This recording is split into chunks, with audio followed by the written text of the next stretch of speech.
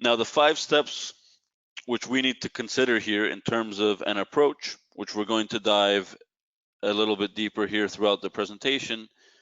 First and foremost, we need a data and information governance framework. Okay, that's the overarching framework around how we govern and do things, and we're going to talk a little bit about that.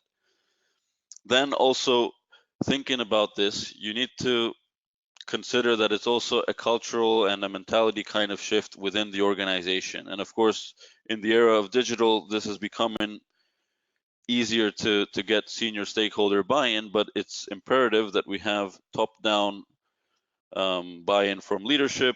So we prioritize the need to have excellent data, and then that gets embedded into us as an organization, where we don't see data management as something back office and clerical, but actually, this is our competitive differentiator, and we have to curate it and see it as a priority, and also invest a certain amount of time and effort and resource into it.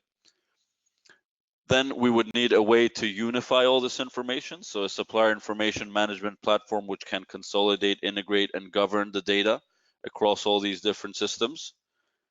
Once we do that, to make sure our work doesn't go to waste, we need to make sure that we're controlling the entry point.